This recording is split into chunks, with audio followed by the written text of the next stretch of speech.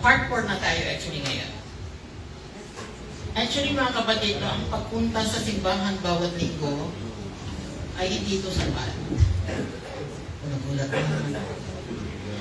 Hindi ito sapat para makatulong sa ating spiritual na buhay. Kahit every Sunday pa kayo pupunta. Ano yung ibig sabihin ni Pastor? Hindi na lang siguro ako, hindi naman sapat, di ba? So ang pinupunta po dito, kahit na every Sunday tayo pupunta, hindi naman natin sinusunod. Tama po ba? Hindi natin binibigyan halaga ang ginagawa natin. So yung pinakamahalaga, yung Sunday, last Sunday nandito tayo, yung pagitan nun hanggang sa araw na ito ng ating paglalakbay na isabuhay man natin ang natutunan natin na itinuro sa atin ng Panginoon na si Lord pa naman pag nagturo siya para sa ikakabuti natin. Tama po ba? Amen. Pero ang problema sa atin, hindi tayo sumusunod. Pero yung talaga, yung last Sunday, at next Sunday, today, so yung araw ngayon, napapatunay sa bawat isa sa atin kung sumusunod na ba tayo sa ating mga natutunan. So kayo po yung makakasagot doon. Di po ba? Kung saan na kaya ako itong nakaraan? Naranasan ko na ba sa sarili ko na puno na ako ng pasasalamat? Puno ba ako ng reklamo? Nandyan pa rin ba yung takot? Mapaya ba ako ngayon kaysa sa dati? Tumaas ba lalo ang tiwala ko sa Diyos kaysa sa aking sarili? Or ang pinakamahalagang character na makita natin sa ating buhay, yan po bang makita natin sa sarili natin yung sinusukunan natin ang buhay natin sa ating Panginoon. So nasa ano po tayo, sa paglalakbay, sa part 4 po tayo kung saan buhay na mga nagtitiwala at nagpasakop sa Diyos. Tayo po ba ay bahagi dyan sa sitwasyon na yan at tayo po ay manalangin. Kung hindi pa po tayo gano'n ang sitwasyon natin, hindi pa buo ang tiwala natin at hindi pa tayo buo nagpapasakop sa Diyos. So, walang mahirap at imposible sa Diyos. Wala din naman tayo pakayahan eh. Sabi naman niya, wala kayong magagawa kung kayo ay hiwalay sa akin. So, ibig sabihin, meron din tayong magagawa kung tayo ay hindi hiwalay sa Kanya. Kaya yan po yung hinihilingin natin sa Panginoon, ang itong ginagawa niya sa aming pagbabagong buhay ay ma-enjoy natin. Sarap kasi yung lumalakbay ka nung wala kang dalang pasanin, di ba? Kasi sabi niya, come to me all of you who are heavy laden. Lumapit kayo lahat, kayo na lupay-pay. Bibigyan ko kayo ng kapahingaan. Di ba? Ang kapahingaan na yan, hindi sabihin wala tayong pagdaanan, pero dahil kasama natin siya, pasan niya ang ating mga dala-dala, kaya hindi siya naging mabigat. Tayo po ay manalangin. Aming Diyos, Ama, kayo po ay talagang napakabuti. Lumalapit kami sa iyo. Paglay sa puso namin ang pasasalamat, Panginoon, at pagsuko at magtiwala sa iyo. Nararapat ka talagang pagkatiwalaan, Panginoon. Kaya hiningi namin, Lord, nang mula sa iyong katapatan, mula sa iyong pangako. Sabi mo, hindi mo kami iwanan, hindi mo kami babayaan. Sabi mo, tutulungan mo kami. Kaya Lord, sa iyong mga pangako kami umaasa at naniniwala na kami nga, Lord, ay tuluyan mo ng tulungan makapagtagumpay ang aming buhay dito sa sanlibutan sa pamamagitan ng biyaya at katapatan mo sa aming buhay. Lord, kami po ay nagpapasakop sa iyong mga salita na patuloy, Lord, na nais namin matuto. Kaya, Lord, buksan mo ang bawat spiritual ng unawa ng bawat isa, maging, Lord, yung mga nanonood sa amin ngayon, kasama namin sila live. And, Lord, we speak, Lord, na sila din man ay ipuin mo at bigyan sila ng kanunungan, buksan ang kanilang unawa, nang sa ganon sila po, Lord, ay maging bahagi ng pagpapala ng salita mo tulad namin ngayon, nakikinig sa iyo. Ngayon pa lang nagpapasalamat na kami, Lord, sa iyong tagumpay sa buhay ng bawat isa sa amin. Sa pangalan ng aming Panginoong Jesus na siyang tunay na Kristo, anak ng Diyos na buhay. Lahat ang sabi ng Amen. Amen. Hallelujah. So yung pinakamahalagang karakter na makita natin para sa tunay na mananampalataya, lumalakbay mula sa tagumpay, ang dapat makita sa atin, yung pagkakumbaba. Kasi kapag wala tayo nito, mahirap tayo magtagumpay. Sangayon po ba kayo? Kaya nga yung Jaglon, di siya nagtagumpay sa bandang huli. Siya ang pinakamagaling pero pumalya siya dahil sa kanyang pride. Diba? Yung pride niya ibang klase. Gusto niya siyang maging Diyos. Diba? Pero ito yung ang pagpagkumbaba. So meron po tayong mababasa sa Bible katulad ni Juan taga-bautismo or John the Baptist, no? Na nagtagumpay siya dahil siya po ay magpakumbaba hanggang kamatayan. Alam niyo po ba yung calling na meron siya, maihatulad natin ngayon. Nung panahon niya, nung siya tinawag ng Panginoon, binigyan siya ng layunin para ihanda ang pagdating ng Mesiyas. Alam niyo po ba yan? Siya ang sumisigaw, hinahanda niya ang pagdating ng Kristo. Na sino ang Kristo talaga, at nahiyakayan niya yung mga tao, at sumama sa kanya. Hinahanda niya talaga ang pagdating ng buktong na anak ng Diyos. Ngayon naman, matapos na dumating na siya, matapos na niya lahat. Tayo naman ngayon, tandaan niyo po ang sinabi ni Jesus, wala nang propeta na greater or higit kay John the Baptist. Alam niyo kung bakit? Dahil hinanda niya ang pagdating ng ating Panginoon Jesucristo. At ngayon, tayo din ay maaring maging katulad niya. Kasi yung teksto na yon, wala nang dakila kaysa kay John the Baptist. Kapag tayo ngayon, hinahanda naman natin ang ating sarili at mga tao na hinahayag natin ng salita, hinahanda din natin sila sa pagbabalik muli ng ating Panginoon Jesus. Nakuha ko ba natin yun? Ang pinakamagandang serbisyo na pwede natin gawin sa libutan ay maging bahagi tayo para makatulong tayo sa mga tao, lalo na sila mga hindi pa ligtas. At maging yung mga ligtas nga, kasi meron naman po, tinanggap na nila si Jesus sa kanilang buhay, pero nanatili sila ang master, sila pa rin yung king ng kanilang buhay. Sa madaling salita, mas naniniwala sila sa kanilang mga sariling gawa, sila ay magtatagumpay. Kailangan din yung sarili nating gawa, pero hindi yung gawa sa sarili lamang. Kailangan partner po natin ang Holy Spirit. At lagi siya ang naitataas sa ating buhay. Amen? Alam niyo po ba si John the Baptist, siya po ay napugutan ng ulo. Pero natapos niya ang tungkulin niya, inahanda niyang pagdating ng Mesiyas. Sa katunayan, yung mga unang mga disipulo na sumama kay Jesus, sila po ay dumaan kay John the Baptist. Kaya meron na tayo ngayon tinatawag Baptist Church. Di ba? Nakuha po ba natin yun? Sila po yung sila Santiago, na sila po ay sumama talaga muna sa katuruan ng ating, ni John the Baptist. So, pero yung pinakapunto natin ang pagkakumbaba, sabi nga ni Santiago, na ito si Santiago na dati po siya hindi sumusunod, talagang hindi siya naniniwala na, kasi mahirap naman yung paniwalaan nung yung time na yun. Ewan ko lang kung tayo, siguro maging katulad niya tayo, lalo na kapatid niya. Maniwala kayo, sino? Tapos ito, bakit naging Mesiyas ito? Diba?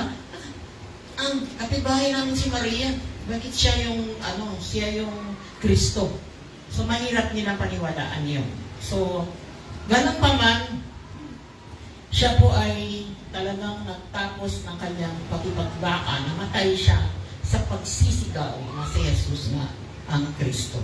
So mga kapatid, nakita natin ang senyales ng pagkakumbaba ay isang senyales na tayo po ay ang kahulugan nito, nagpapakumbaba tayo, inaamin natin kay Lord, Lord, kami ay kulang sa kaalaman, kung hindi mo kami gabayan, hindi mo kami turuan. Kami po, Lord, ay napakumbaba at nais namin sumunod sa inyong kalooban.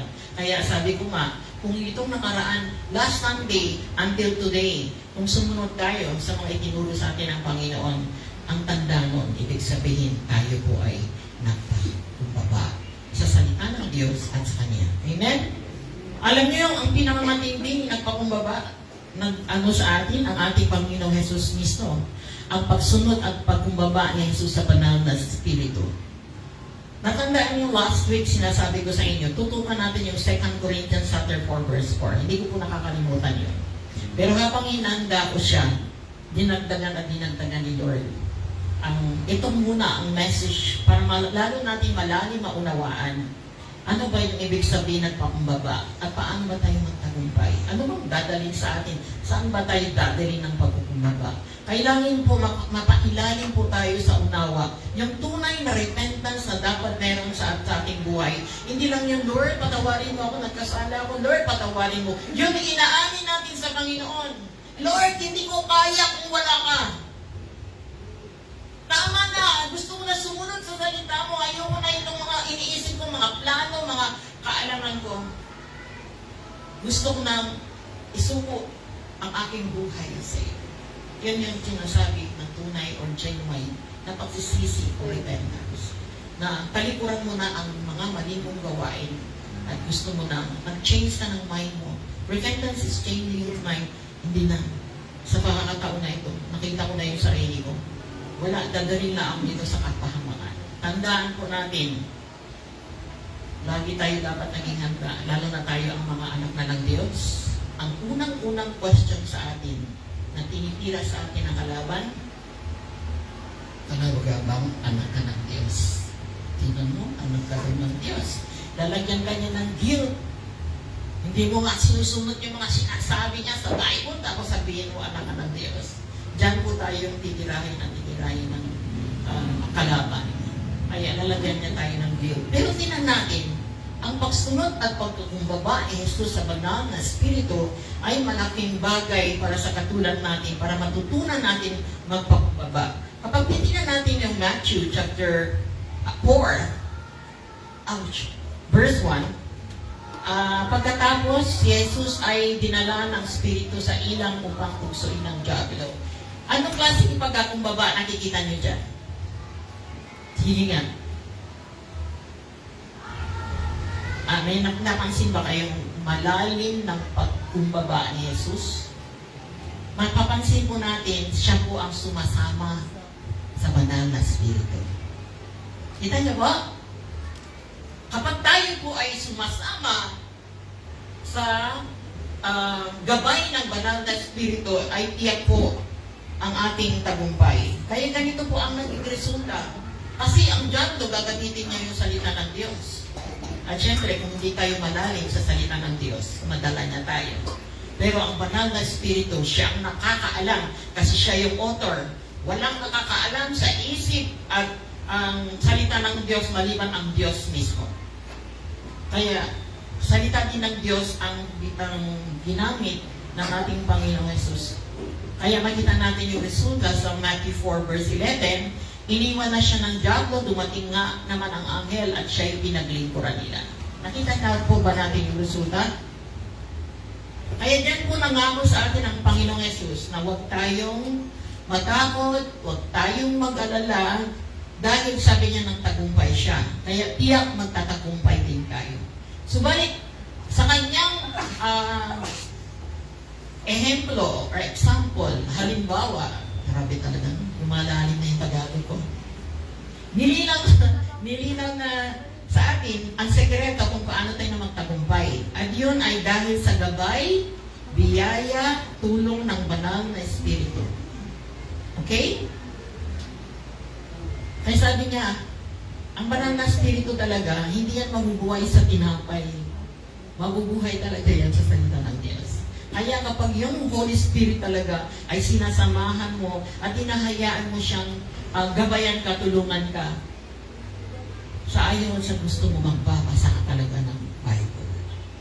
At hindi ka lang magbabasa ng Bible, kasama dyan ang pangako niya. Tutulungan niya tayo matupad natin. Amen? Amen. Naniniwala ba kayo na yun talaga ang sikreto? Kaya nga, ito yung dahilan kung bakit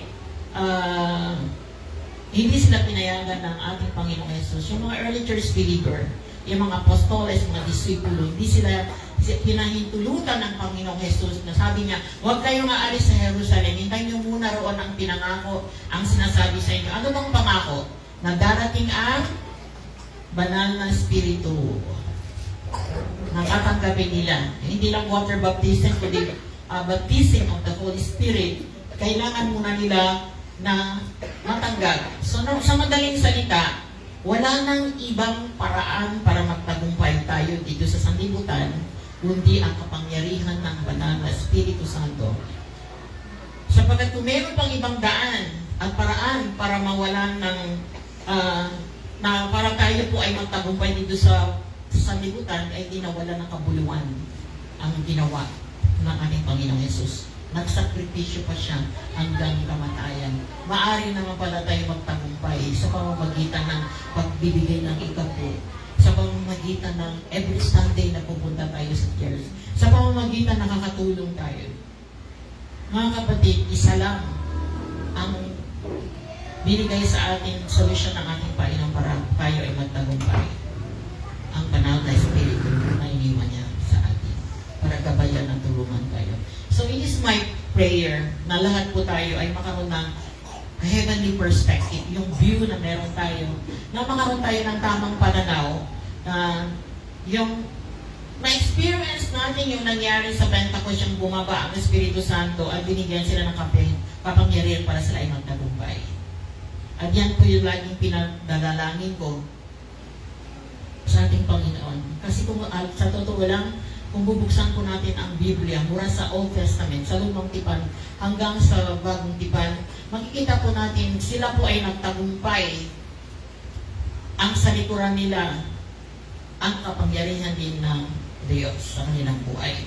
Kaya nag-iwan sila. Kung titingnan po natin yung Hebreo, chapter 11, verse 39, makikita po natin, mababasa po natin yung kabuuan talaga ng Hebreo 11. Makikita nyo yung buhay ni Rahab, buhay ni Joseph, buhay ni Abraham, buhay ni Moses, buhay ni Noah. Lahat sila po ay nagtagumpay.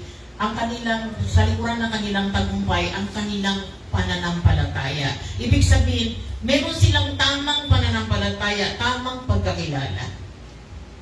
At napapansin ko ngayong umaga ang mga nalalangin at tumayo dito, aking pinasasalamatan ng Panginoon kasi natutunan na natin manalangin na hindi na natin ginawa. Sana, Lord, sana. Kasi ang salitang sana, parang hindi siya sa pananampalataya. Hindi ka sigurado, walang nakatiyakan. Ang pananampalataya ay natitiyak tayo sa isang bagay na hindi pa natin nakikita. Amen? At yun yung iniwan nila sa atin. Ang pananampalataya na iwan sa ating kasaysayan, hindi na natin makakalimutan. Di ba yung mga istorya ng buhay nila, nakita natin kung paano sila nagtagumpay. Pinag-usapan natin yung Old Testament, hindi pa doon sa New Testament. Yung time, hindi pa dumating ang Mesiyas. So, ang kanilang mga mabuting patotoo dahil sa kanilang pananampalataya ay hindi man sila na-experience ang na-experience nung katulad natin ngayon. Tayo ay nasa panahon kung saan hindi lang dumating na ang Kristo, kundi nagtagumpay na siya, natapos na niya lahat. So sila, hindi nila naranasan yun. Sa time nila, hindi nila naranasan. Pero bagamat hindi nila naranasan ang sundulang katuparan ng pangako ng Diyos. Ibig sabihin, hindi dumating sa panahon nila ang Mesiyas. Pero doon sa panahon din nila, hindi nila naranasan ang bautismo ng Espiritu. Kundi nangyari ito sa panahon ng disipulo ng unang iglesia. Bakit? Sa panahon ng unang iglesia nangyari nang bumaba ang ating Panginoong Yesus, sabi dito, sapagkat may mas magandang plano ang Diyos para sa atin. Upang sila'y maging ganap, malibang kasama tayo. So, ibig sabihin, nilinaw ng Diyos na sa Kanya lamang matagpuan ang tunay na kaligtasan at hindi dahil sa kautusan. Dahil wala naman talaga totoo makapagtupad sa kautusan. Tama po ba?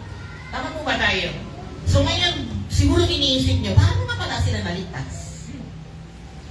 Paano naligtas doon sa ang mga tao, katulad nila Moses, nila Abraham? Paano sila naligtas? Kasi hindi sila sa panahon kung saan dumating na ang Kristo.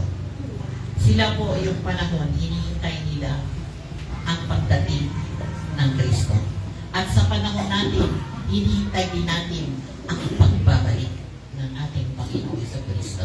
Amen? Amen? Kaya wala po tayong pagkaiba kasi maging confused confusing. Kapag mayroon pang ibang dahilan, daan para tayo ay maligtas, makaroon ng away sa langit. Parehas lang po yung biyaya ng Diyos sa kanila at sa biyaya ng Diyos. Ang pagkaiba lang talaga, sabi nga, mas maganda ang plano ng Diyos para sa atin.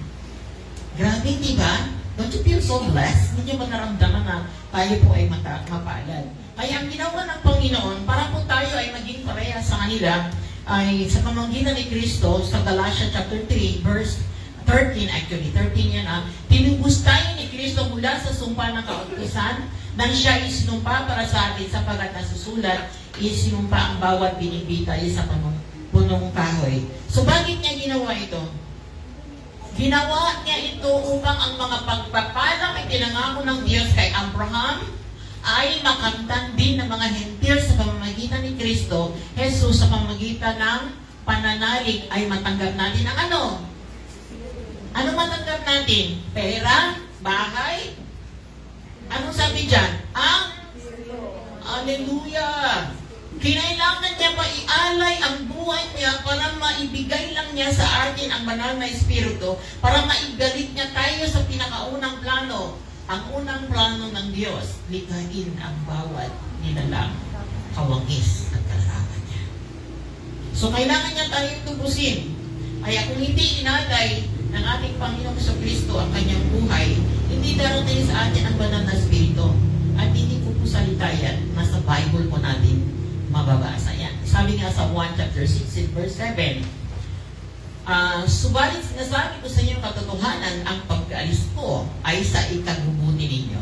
Bakit? Sabi dyan. Alam niyo, pag nag-ano po tayo ng kasagutan, dapat yung sagot galing din sa Bible. Galing din ibig sabihin sa Panginoon. Kapag binabasa po natin, nandyan din po yung sagot. Sabi niya, actually tinutukoy niya tungkol doon sa kanyang kamatayan, pagkabuhay, at pag siya ay alis na, babalik na siya sa langit. Sabi niya, kapag hindi daw siya, ito yung katotohanan, kapag daw hindi siya, sabi niya, ikakabuti daw sa atin, sapagkat sabi niya, hindi paparito sa inyo ang patnubay kung hindi ako aalis. Ngunit pag alis ko, isusugo ko siya sa inyo. Kaya nung siya ay namatay na buhay muli, 40 days pa niya nakasama ang kanyang mga followers, mga lingkod niya. 40 days pa nila nakakasama. At nung umakyat na siya sa langit, kaya nga sinasabi niya, huwag kayo umalis. Kailangan mag-bautismo muna kayo ng Holy Spirit. So makikita natin, sa Gawa, chapter 2, verse 14, doon po nangyari yung Pentecost, kung saan sila lahat, ano nangyari sa kanila, ang ginawa ng banal na Espiritu sa kanila. Okay? Napuspos ng banal na Espiritu na sigura sila magsalita ng ibang wika ayon sa pinakaloob ng kalinas. Alam niyo po ba kung ano ibig sabihin ito? Nagsalita na sila ng ibang wika. Kaya nagulan yung mga tao doon, naintindihan sila ibang for example, sa bansa natin. Nung lumabas sa bibig nila, hindi naman sila Bisaya, nakapagsalita sila ng Bisaya. Yun naman hindi sila Kapampangan, nakapagsalita sila ng Kapampangan. Yun namang isa na iba naman yung kanyang lengguwahe. Malaysia naman, pero naiintindihan nila.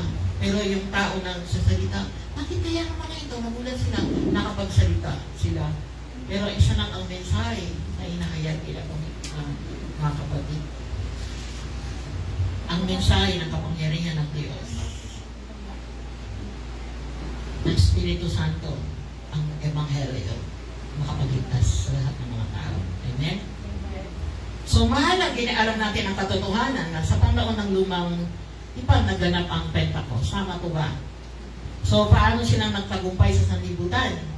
Sa kanilang pananampalataya sa Old Testament. Diyan pa rin tayo titingin para naman mas maunawaan natin kapag tayo ay hahayo, kapag may magtatanong po sa atin, magtatanong po sa inyo. Kasi ako dati hindi ko nito alam. Paano ba silang naligtas? Paano sila nagtagumpay sa sanlibutan?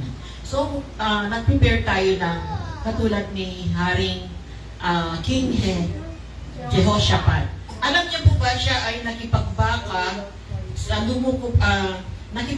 siya sa labanan na hindi siya lumaban, pero nanalo siya. Nakaranas na ba kayo ba doon? Yan, imagine ninyo, hindi ikaw ang si Jesus ang naipako. para ikaw ay manalo. Di ba? Kinuha niya yung labanan para sa iyo, dapat sana sa iyo, pinasan niya lahat at nagtagumpay siya. So hindi po tayo ang lumaban, siya ang lumaban. At ang patutuon na meron po tayo, bago tayo nag-isilang, natapos na niya ang labanan. Amen? Kaya dapat, makita po natin yung sarili natin, grabe pala ka magpalad ko. Kasi wala akong ginawa, nanalo na ako. Winasak na niya ang diablo. Nabayaran na niya ang aking kasalanan. Binigay na niya sa akin, ang Emmanuel is with us. Ibig sabihin, nakaroon ako ng relasyon na muli sa Diyos. Natapos na lahat. Hindi ba dapat itong buhay na meron tayo ngayon, naligtas na tayo, hindi na tayo dati.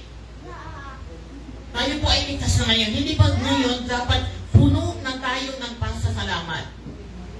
Mahabang panahon tayo mga kapatid, binaya ng kalaban. Pero tingnan po natin, katulad ng ni Haring, para lalo po tayo mapalalim, maintindihan natin, tama pala itong pagtuturo na ginagawa sa atin ng Panginoon. Dapat pala, makipaglaban tayo, lalakbay tayo sa tagbuhay na ito bilang anak niya. Yung identity natin, I am a child of God. Kaya naniniwala ako, magtagumpay ako. Bakit? Dahil anak ako ng Diyos. Dahil naniniwala ako sa tunay na Jesus na siyang tunay na Kristo. Tingnan niyo si Haring Jehoshaphat. Yung lumukop ang banal na spirit ko kay Gahashiel na anak ni Zacarias, no? Ewan ko kung nakikita niya pa. Sorry ha, medyo So, ito yung message na tignan natin kay Haring Jehoshaphat.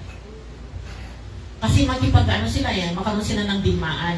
Ang sabi dyan, ganito ang sinasabi sa inyo ni Yahweh, huwag kayong matakot, sige sabay-sabay tayo, huwag kayong matakot ni masiraan ng loob. Bakit? Dahil sa maraming kaaway. Bakit? Dahil ang Diyos ang makipaglaban at hindi tayo. Nakuha po ba natin yun? Na hindi tayo dapat masiraan ng loob, di tayo dapat matakot. There are moments in our life parang nawawalan na tayo ng gana makipaglingkod sa Diyos. Ako ngayon, 26 years na ako. Mga kapatid, nagsimula ako ang aking monthly allowance, 300 pesos. At ang ministry na sinimulan ko, jail ministry, hindi nila ako bigyan, ako ang nagbibigay sa kanila. At niloloko pa nila ako karamihan sa kanila. Pero dumating ako sa ganitong punto, ngayon, 26 years na ako. Bakit? Dahil ang Diyos ay tapat. Kapangyarihan niya lahat ito dahil sa kanyang biyaya. Kaya natutunan ko sa lakbay na ito, lalakbay ako sa tagbuhin katulad ng early church believer. Lumakad sila. At yung mga Old Testament, sa gabay at kapangyarihan ng Panginoon, natutulungan niya tayo tapusin ang nasimulan sa atin. Amen? Kaya, ito pa yung sinabi sa kanya, harapin ninyo sila bukas sapagkat aahon sila sa sis, makasaguba ninyo sila sa may dulo ng libis sa silangan ng ilang ng Jeruel. Alam niyo, namamanga ako. Kasi sa panahon nila, hindi pa naman dumating ang Mesiyas.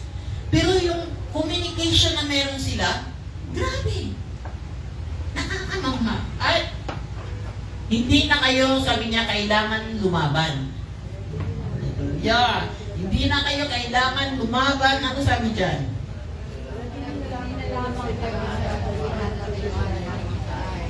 Pero bago yan, meron pa dito. Hindi ba ganyan din ang sinasabi sa atin lagi ng ating Panginoong Yesus? Sasamahan ko kayo, hindi ko kayo iniwanan. Hindi ba paulit ang pinapaalat sa atin na huwag tayong matakot, magtagumpay siya, magtagumpay din tayo. Sa lumang tipan ay tunay na mananampalataya ay nagtagumpay dahil sila, dahil naniwala sila at sumunod sa sinabi ni Yahweh. Nang sinabi sa kanila, hindi nyo na kailangan lumaban, kailangan manatili lang kayo, be still and know that I am God. In other words, so makikita natin, hindi sila natakot, hindi sila nasiraan ng loob. Ang pangako sa kanila, makikita nyo ang pagtatagumpay Hallelujah. Para sa inyo. Alam niyo nga kapatid, namamangha ako dito sa ginagawa ng Panginoon. Ito, masasabi ko, challenge ng Panginoon sa atin. Sumunod lang tayo, mag-rest tayo doon, at magpasakop sa tayo sa Kanya, magpakumbaba. Isurrender natin ang buhay natin sa Kanya at hayaan niya ipakita sa atin ang tagumpay niya sa atin. Hindi natin itataas, ay nagtagumpay ako. Ang sigaw natin, nagtagumpay ang Panginoon sa buhay ko. Tunay nga, nagtagumpay siya. Amen? Hallelujah! Hindi lang yan, makikita din natin sa buhay ni Haring David. Alam niyo si Haring David? Siya ay bata lang. Pero anong pinatay niya? Pinugutan niya ng ulo? Higante. Tingnan niyo ba, no? Yung pinugutan ng ulo si John the Baptist. Ito naman, si Goliath naman ang napugutan ng ulo. Ganon si Lord mag-restore. Everything in the Bible was written for us na para ma-realize natin. Nire-restore ni Lord ang mga situation lahat. Lalo na ngayon. Basta ang kailangan natin magpasakop ng talaga sa iyo sa Panginoon. So, alam niyo yung sa likuran, paano mang-apela ng tagumpay si Haring David kay Goliath?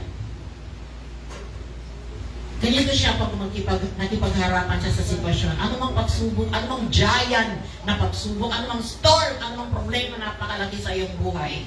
Tinuturuan tayo ng Panginoon paano tayo makipagbaka. Minsan sinasabi sa atin yung sitwasyon sa ating buhay, wala ka ng pag-asa. Minsan yung mga close sa atin, yung mga relatives natin, yung mga kapitbahay natin, mga kaibigan sa atin, sila po ay ginagamit ng kalaban para po tayo ay mag-discourage. Walang mangyayari dyan sa inyo sa church. Nandyan pa lang kayo sa garahe. Hadlang ba ang garahe na ito para maranasan natin ang presensya ng Diyos? Hallelujah! Dito natin naranasan siya. Dito niya pinaranas sa atin ang kahalagaan ng pagsuko at pasakop sa Kanya. Kaya sabi niya, problema ka lang, sabi niya. Kasi hinahamag kasi ni Goliath ang mga Israelita. Sabi niya, ang dala mo tabag, sabi niya Haring David, sibad at pantusok. Ngunit lalabanan kita. Paano kita lalabanan? Sa pamamagitan ng pangalan ni Yahweh. Sino si Yahweh? Ang makapangyarihang Diyos ng Israel na iyong hinahamag. Sabi niya, ngayon, araw na ito ngayong araw na ito, ibinigay na ni Yahweh sa aking kamay. Hindi ko na kailangan mag-training pa. Lumaki ako, tinanggal pa nga niya yung mga bagay pinapasaud sa kanya ni Saul. Kasi nung isuot niya, dahil maliit lang siya, bata pa siya, nalulubog siya doon sa suot niya. Sa bigat, tinanggal niya lahat. Sabi niya, papabagsakin kita at pupugutin ko ang ulo mo at ipapakain ko sa mga ibon at mga mabangis na hayop. Ang mga bangkay ng mga kawal ng hukbong Pilisteo, sa gayon, malalaman ng buong daigdig ang Diyos ng Israel. Amen? Hallelujah. Kaya makikita natin sa verse 47. At makikita ng lahat ng narito, makakapagligtas si Yahweh kahit walang tabag at sibad. Kay Yahweh ang labanang ito. Kaninong laban? Kaya natalo nga ni David si Goliath sa pamamagitan ng tirador at bato. Actually, natalo ni David si Goliath sa pamamagitan ng makapangyarihan pangalan ng Diyos. In Jesus' name. Amen. Hallelujah. Ako yung excited talaga ako. And ang purpose nito, makita natin, survival pa talaga ni si Haring David. Meron siyang sa sarili niya, sabi niya, bago niya hinarap si Goliath sa kanyang harapan, sabi niya sa verse 50, meron siyang experience. Natalo na sa verse 37. Idinugtong pa ni David, iligtas ako ni Yahweh mula sa mababangis na leon at mga oso, iligtas niya rin ako sa kamay ng Pilisteo. Hindi po ba tayo maraming beses na rin natin naranasan mula pang bata tayo? Sino dito pang naranasan mo kamunti ka na namatay na disgrasya? Oo, yan, dami, no? Naranasan mo yung gusto mo rin magpakamatay. Yan. Pero naranasan natin, paulit-ulit tayo iniligtas ng Panginoon. Di ba na-share mo pa yung pagtotoo mo? Yung karanasan na muntik na na-disgrasya, di ba? Muntik ka na nagpakamatay sa puno ng kamatis, kaya kawawa yung kamatis ang namatay. Pero subalit sa kabilang ng lahat ng experience na ito, ang ito yung nakakalungkot sa atin, nag-aalala pa rin tayo. Nung isang araw may utang ka, wala kang bigas, tapos bigla na lang, marami na maranasan ko nung bigla ako na-bless ni Lord, o gumawa si Lord ng paraan, pero nakalimutan mo agad nun. Mayroon namang dumating bagong problema sa'yo. Hindi tayo katulad ni Haring David. Sabi niya, yung Diyos, sabi niya, nagligtas sa akin sa ng leon at oso, ililigtas din ako ngayon. Dapat ganito tayo. Yung isang araw, wala akong bigas. Pero gumawa ang paraan ng Diyos, siya pa rin ang gagawa ng paraan ngayon. Pero hindi ito nangungulugan na maging tamad tayo. Huwag po natin bigyan ng ibang kahulugan. Pero nandun tayo sa posisyon, nagtatrabaho tayo, pero hindi tayo nabubuhay na sa sobrang alala natin, gumagawa na tayo ng paraan. Total, malaki naman yung sako ng bigas nila. Hindi naman siguro malalaman ni sister na kumuha ko ng mga ilang baso na nilagay ko. So sa paraan, sa sobrang nag-alala ka, sa in moment, kapag gipit na gipit ka, that's the right time.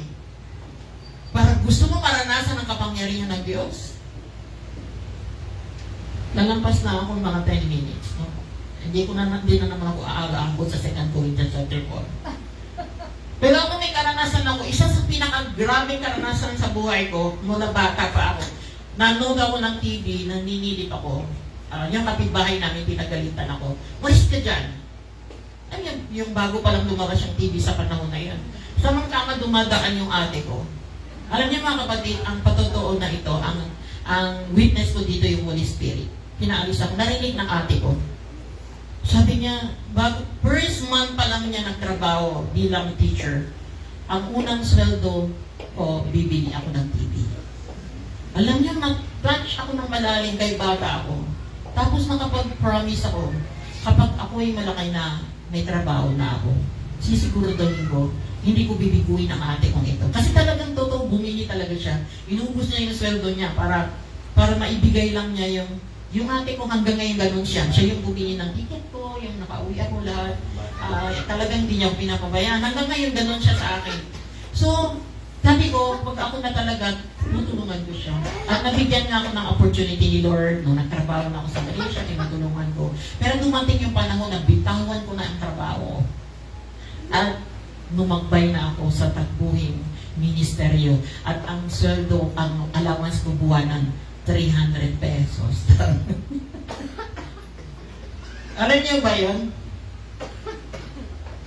Sabi ko lang, Lord, kailangan ng ate ko. Yun lang ang alam ko, sinabi ko.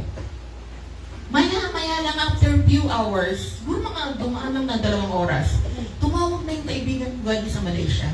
Sinabi ko man, kailangan ng ate ko ng 6,000. Sinabi ko talaga 6,000. Tumawag yung kaibigan ko, hallelujah, Jesus, thank you Lord for this testimony. Parang alam niyo yung leon at oso, naranasan ni Haring David. Sabi niya, the Lord spoke to me. Kinausap ako ng Panginoon na kailangan mo daw ng 6,000. Hallelujah! Grabe, sabi ko, nataranta ako sa sinabi niya na mga ako, kaya nagtanong ako, kailan ka niya kinausap? 2 days ago. 2 araw na karaan. Wala pa yung sitwasyon, wala pa yung problema, hinanda na ng Panginoon. Yeah! Praise God! Hallelujah! Kaya makita natin si Haring David, ganun siya. Ganun ang kanyang faith. Hindi ako mabalisa, hindi ako matakot. Kasi itong Diyos na ito, na pinapaniwalaan ko, hindi niya ko iwanan, hindi niya ko pabayaan. Praise God. Mga kapatid, sa atin, hindi tayo binigyan ng Espiritu ng Diyos na ng kahinaan. At na kundi ang Espiritu binigay niya sa atin ay kapangyarihan, pag-ibig. At meron tayong pagpipigil sa sarili. Kung sa lumang tipan, hindi pa dumating ang Mesiyas, ay taglay na nila ang kapangyarihan ng Diyos na sila ay nagtagumpay bilang na mananampalataya. Sa bagong tipan naman, dumating ang Mesiyas. Nawasak niya ang diablo at binayaran ang kasalanan natin. At ibinigay niya na sa yung helper. So lahat ay ginawa na ng Panginoon, natapos na niya. Hindi pa po dapat tayo bilang kaya dito nagtagumpay yung mga early church believer, mga unang iglesia natutunan nilang magpasakop at sumama katulad ni Jesus. Kaya sabi nga ni Apostol Pablo, imitate me for I imitate Christ. Gayahin niyo ako dahil ginayan ko si Jesus. Ang pinakamatinding paggaya na ginawa ni Apostol Pablo nang tagumpay siya, sumama lang din siya sa banal na Espiritu. Amen? Anumang problema, sitwasyon na meron tayo sa ating buhay, ay sapat na ang Panginoon para tulungan at hindi niya tayo pabayaan. Amen? Kaya yung dapat sana na pag-usapan natin ito, hindi naman natuloy. So sa next na natin pag-usapan, di ba? Kasi nasobra na ako ng 5 minutes. Di ba? Kahit na-late tayo, but God is sufficient. Tama po ba? Nakikita po natin, kailangan po natin pagbulayan yan. Himay-himayin natin yan. Hindi natin palampasin yan. Kasi ang dami natin matutunan. So sa umagang ito, natutunan natin kung paano makipagbaka ang sa lumang tipan. Kung sila ay binigyan ng tagumpay ng banal na Espiritu, sa inyong palagay, hindi kaya ganon din ang Panginoon. Kaya ang first word na binigay sa ating ngayong umaga sa pamamagitan ni Pastor LB, Jesus is the same yesterday, today, and forever. Siya pa rin yung Diyos sa lumang tipan at siya pa rin yung Diyos ngayon ang magbibigay sa atin ng tagumpay. Amen? Manalangin po tayo.